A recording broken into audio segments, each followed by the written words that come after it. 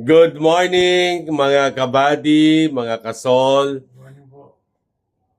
Last time, ipinakita ko how to make bed sa ating mga ah, kapatid, kapamilya na merong disabilities, di na nila kayang ayusin ang kanilang sariling kama. So, bakit importante ang pag-aayos ng kama? Sabi nga, pagkabangon mo, nagawa mo na ang unang gawain mo sa araw. So, importante po sa mga bata, sa mga kabataan, bago ka tumayo, ayusin ang sariling kama. At dahil ang ating mga kapatid hindi na kayang gawin, tayo po gagawa nun. Ipapakita ko po to, basic lang para sa ating kaalaman. Ngayon po, nandito si Paring Saul. Nakapag-almusal na ba, Paring Saul? Tapos na. Anong almusal? Yapay. Saka? Itlog. Itlog. Pinaka-importante. So yan po, ang rules in making up bed, dahil po dapat mabilis ang kilos, ipe-prepare na yung mga gamit. Naka-ready na po yan para dampot ka na lang. Napagpag na ang kama. So yan po, ipapakita ko lang. This is very basic. Very basic po to.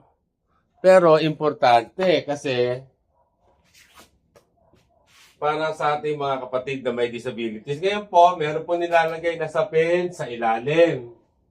Nabibili po to sa Bambang, sa mga bilihan medical supply. Bakit po to di nilalagay? Kasi po, pag nagkaroon ng jackpot o nawiwi, tumagos sa bedsheet, may protection ang foam para hindi po mabasa. So yan po, make sure po, walang lukot. Kasi po, yung mga ibang, yan po ang source ng mga sugat.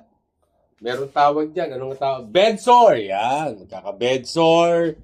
Magkakaroon ng mga, meron tawag sa English eh. Ano yun?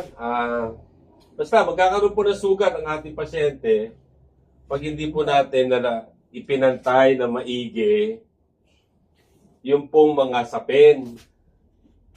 Diba? Mas lalo na yung mga pasyente na matagal na nakahiga sa ating kama. So, pati po yung pag-turn, ituturo ko sa inyo kung paano mag-turn ng pasyente. So, yan po, make sure na pantay na pantay. Walang lukot. Bleacher, yan. Sa English po, ang tawag bleacher. Sa Tagalog, kakaroon po ng paltos ang ating mga alaga. Cause po yan, yung mga hindi pantay na mga cover.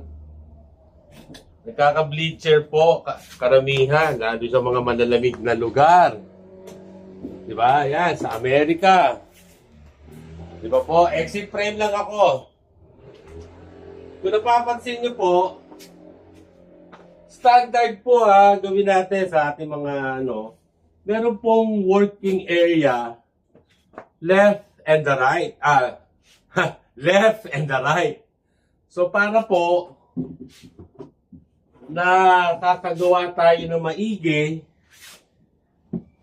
nagagawa natin sa ating mga mahal sa buhay na may sakit, yung pong dapat natin gawin kasi both right and the left and the right, meron tayong working area. Mahirap po yung wala. Alam ko po, sa Pilipinas, medyo challenging po yung parte na yan kasi hindi naman po lahat ng bahay natin standard, di ba ho? So yan, pantay na po, di ba? Yan po. Tapos to po, underpad ang tawag. Aside sa protection dun sa ilalim na nilagay ko, karagdagang protection po yun. Usually po, may nabibili underpad talaga maganda. Yung makapal, waterproof pa, foolproof. Dalawa po purpose niyan para hindi tagusan yung ating mga alaga pag sa kama, mapoproteksyon na ng bedsheet.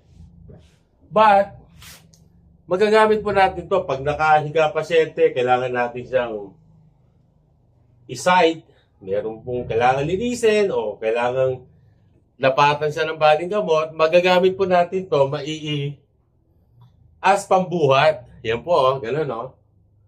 You can do it left on the right. So make sure nasa lower portion, sa loob puwet, kasama konting likod para magamit natin siya sa pambuhat. So lastly, syempre, hindi masarap po matulog, hindi masarap humiga, kapag walang, ano dyan, sir? Unan. So dahil napalitan na natin ang bedsheet niya, nararapat din lamang palitan natin ang kanyang unan.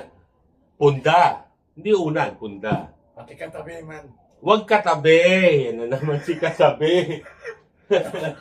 So yun po. So this is a very basic